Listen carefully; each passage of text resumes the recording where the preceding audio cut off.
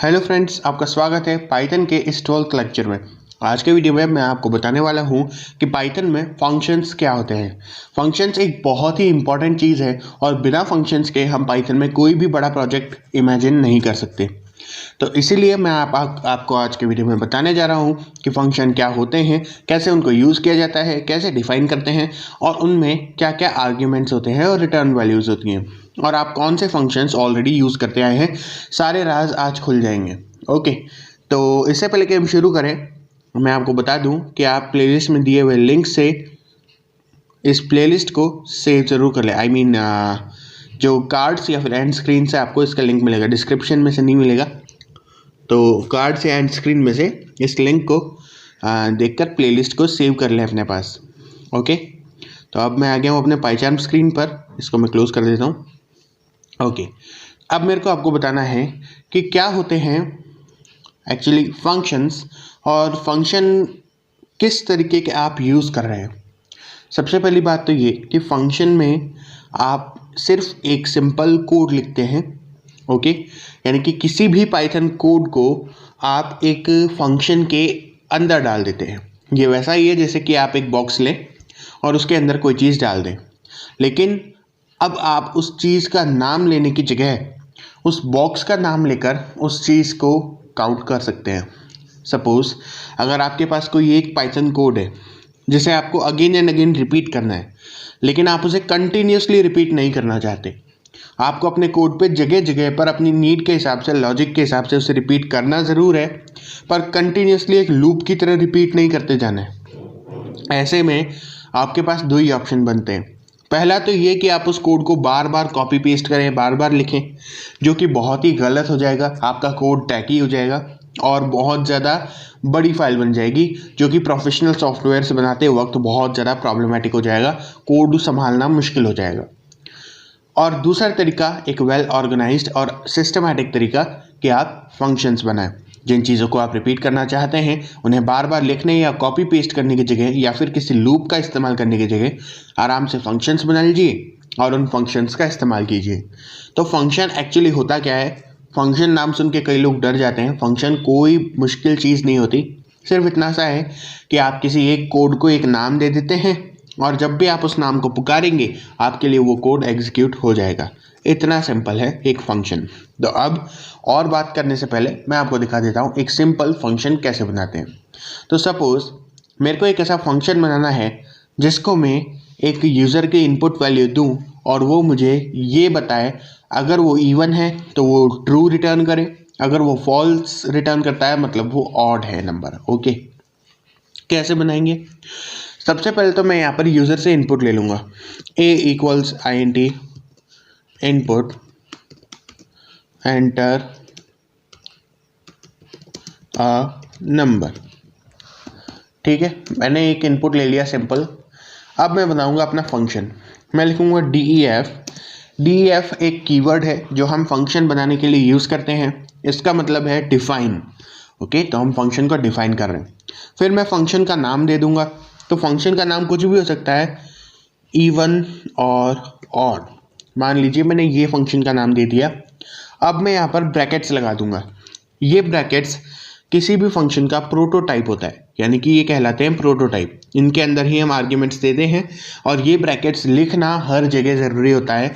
बिना in brackets के आप कहीं भी इस फंक्शन को स्पेसिफाई नहीं करेंगे। ठीक है, ओके।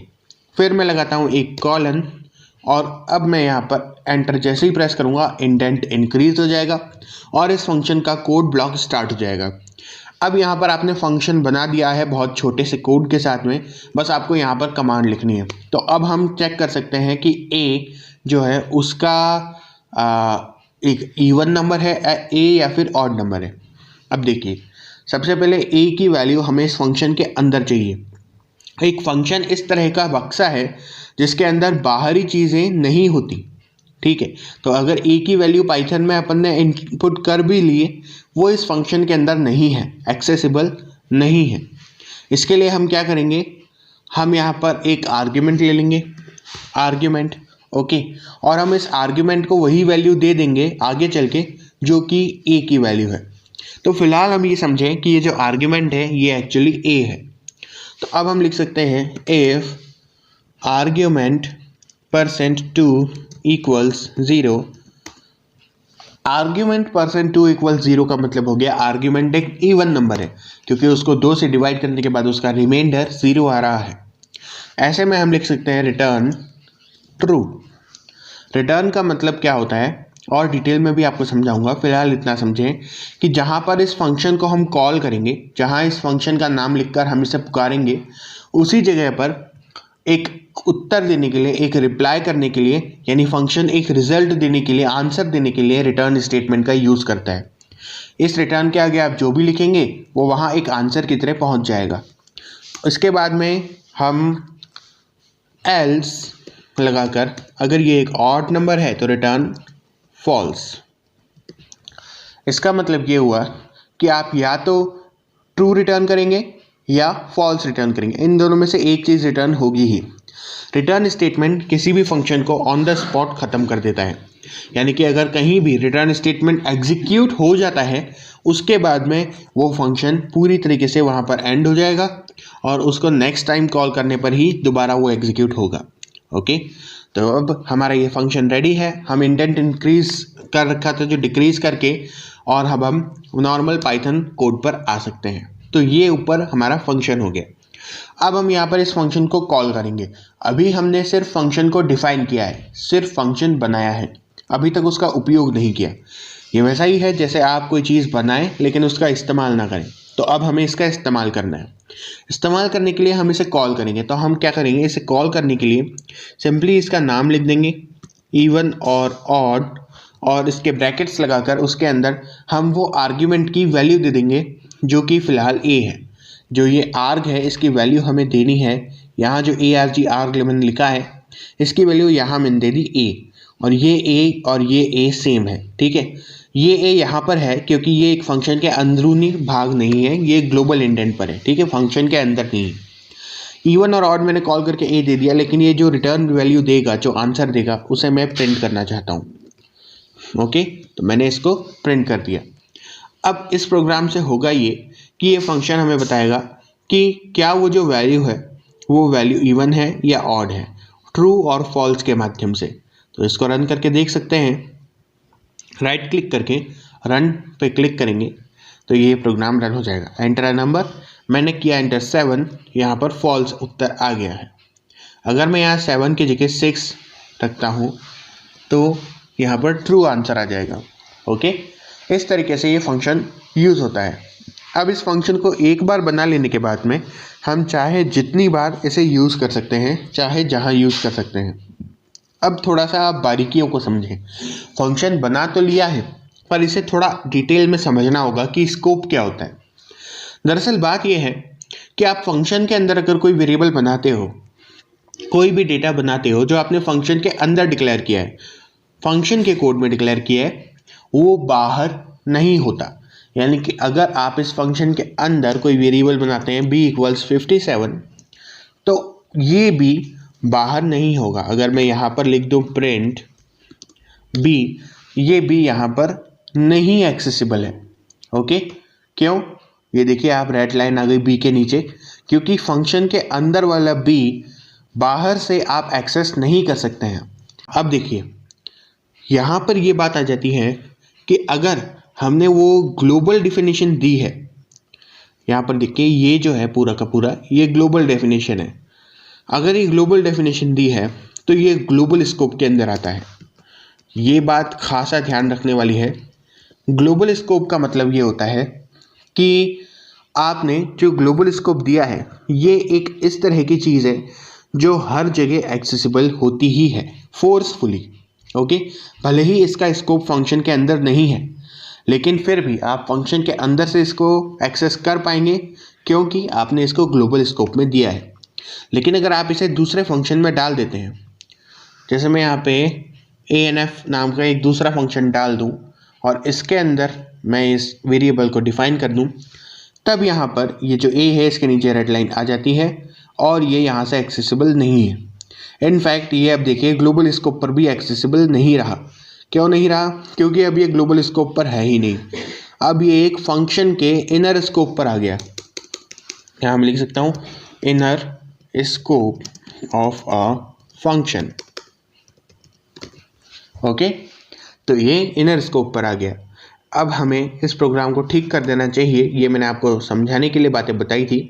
तो फिर से सब कुछ ठीक कर देने के बाद में अब हम क्या करते हैं, अब यहाँ पर if argument 2 equals 0 return true, else return false एक बहुत ही सुंदर फंक्शन बन गया है। और इस फंक्शन के बाद में हम अब अपना ये फंक्शंस का जो टॉपिक है वो समझ चुके हैं। आर्ग्यूमेंट से रिलेटेड कुछ और बहुत ज़रूरी बातें हैं जो कि आपको आने वाले वीडियोस में पता चलती रहेंगी, लेकिन ये बात जान लें कि अब फंक्शन को मतलब जब भी हम पाइथन में कोड लिखते हैं तो किस कोड को फंक्शन के अंदर बनाना चाहिए और किसको बाहर बनाना चाहिए। पहला रूल तो मैंने आपको ये बताया कि जिस कोड को आप रिपीट करना चाहते हैं उसे फंक्शन के अंदर बनाइए, लेकिन फिर भी किस कोड को और ज़्यादा रिफाइन करने के लिए कहूँ तो उस कोड को आप फंक्शन के अंदर ना रखें जो कि किसी तरह का आउटपुट देता हो या किसी तरह की ऐसी प्रतिक्रिया करता हो जो यूज़र के सामने एक आउटपुट बन के प्रस्तुत होती है। यानी कि आप यूज़र को एक फंक्शन बिल्कुल भी कोई इनर फंक्शन के अंदर प्रिंट स्टेटमेंट ना दें अनटिल एंड अनलेस वो आपके प्रोग्राम का मेन फंक्शन है। ओके, ऐसा क्यों?